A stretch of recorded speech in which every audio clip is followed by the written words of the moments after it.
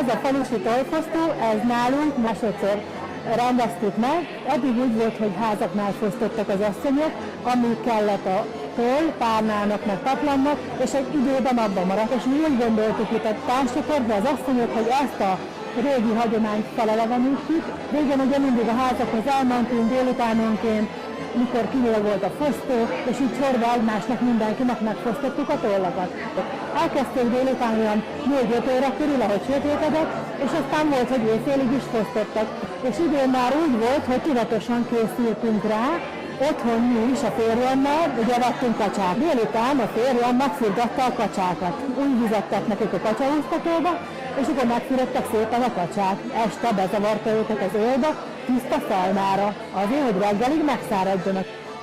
És aztán reggel nem engedtük ki őket, hanem odaültünk az asszonyokkal, és szépen megfosztottuk a tollukat.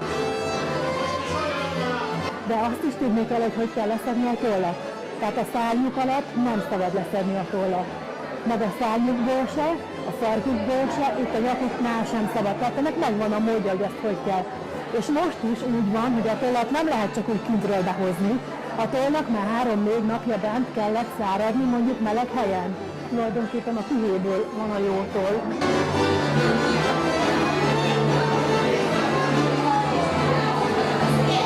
A lányoknak, amikor mentek férhez, 9 párna, 2 nagy dunna, az el volt készítve, ahogy a nagymama mondta. Mert csak a lagzi előtt vitték csütörtökön a stafírungot, lovaskocsival énekeltek minden. Az egy külön, az a lagzinak az eleje volt, hogy elvitték a lánynak a kelengyéjét.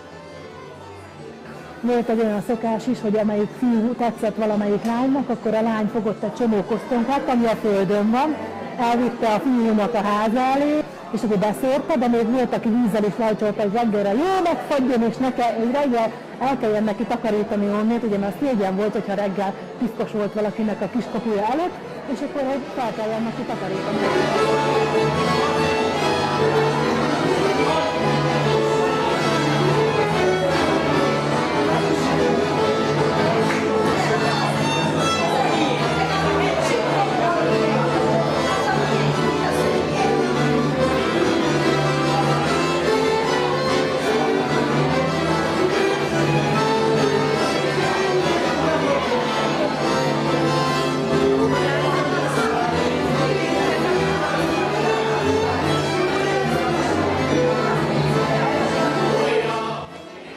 Hát a fosztós káposzta az úgy készül, hogy általában télen ugye van a fosztó, mindenhol ölések vannak. És akkor veszünk egy jó nagy sonkát, abból a zsírját levágjuk, és azt a jó nagy lábasba beletesszük, és amikor a zsírja kezd egy kicsit ropogósra sülni, akkor a savanyú káposztát rátesszük, később rátesszük a kolbászt, meg a töpörtyűt. Még más faluban úgy is szokták csinálni, hogy ez mellé sütőbe sütnek krumplit, és mikor készen van ez az egész, akkor a sült krumplit szétaprózzák, és még beleteszik ebbe, hogy az egy kicsit felszívja a zsírt. Úgyhogy nagyon finom, és jó étvágyat kívánok!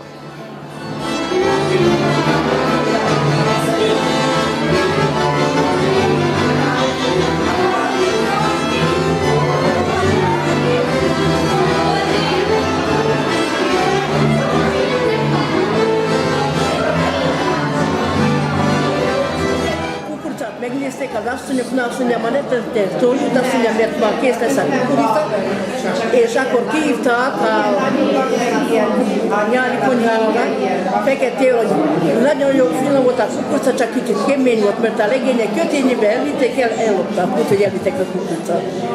És mikor úgy készítettek ma, ugye, hogy párnizák ma vacsora előtt, akkor azt is ellopták a legények. Úgyhogy nem jelentették meg, jött, nevettek rajta, hogy elvitték, volt másik, ugye lehetett hozni máshonnan. Úgyhogy mindig voltak ilyenek, akik ilyen kis humorral. Galambot meg.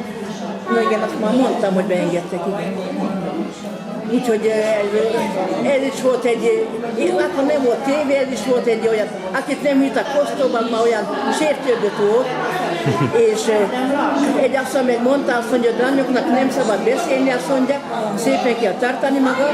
Hát akkor egy asszony meg a lányt meg kérdezték, hogy mit főztetek, mi volt.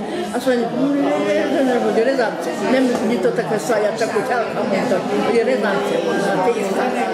Mert nem lehetett kinyitni, ugye, mert akkor ha ott volt valaki, kinézte, hogy a menyecskének kellett volna, hogy nem szabad csúnyán, vagy sokat beszélni. Én sokat beszélek, de hát mindig szoktam én csak beszélni. Így, hogy azért nagyon szép volt, ez hagyomány volt, és ugye mai nap már ugye túlkok sincsenek, vagy hacsák sincsenek, amit észrevenni kell.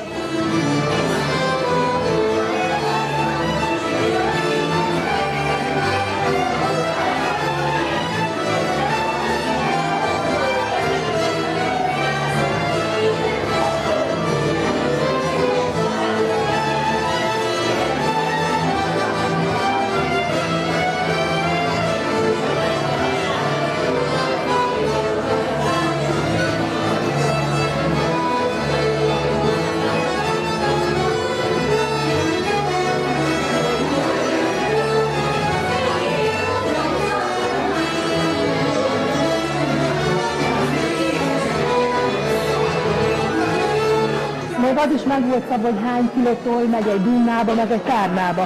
Hát így nagyon könnyű tulajdonképpen, ha megfogod. Nagyon sok kacsa kellett hozzá, hogy amíg ezt a sok stafírungot összegyűjtötték a lányoknak. Nem egy év alatt kellett fosztani, hanem 2-3-4 évig is volt, hogy gyűjtötték az asszonyok a lányoknak. És akkor előre én már vettem angint, megvartam tárnának, és mindjárt belerakjuk, amikor készen lesz. Igazi angin, egy új angin, ez, hogyha ez 30-40 évig jó.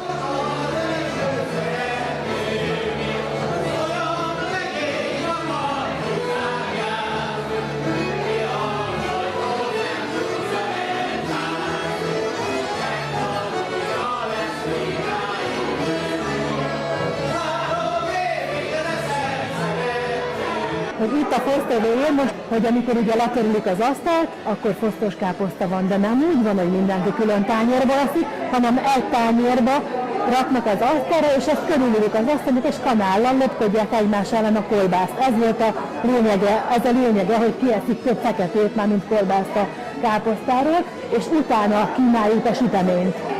Én úgy csinálom, hogy a káposztát egy kicsit összevágom, hogy ne legyen olyan hosszú, a savanyú káposztát, a hordós káposztát, kicsit utána fűszerezem, lábasba berakom, közé rakom a kolbászt. Amikor az megfőtt a kolbászt, kivettük, megfőtt a kolbászt, a káposztát meg egy kicsit még beízesítettem, tehát ebben semmi olyan nincsen. Esetleg a kolbász lével ez így meg van párolódva ez a káposzta. Hagyma van benne, meg egy kicsit utána van ízesítve. Amikor eszük, hogy a tetejére szépen a kolbász össze van vágva, kicsit még zsíron megpirítva, meg töpörkű apróra vágva megpirítva, és az van úgy rátéve a tetejére. És ez a fosztós káposzta.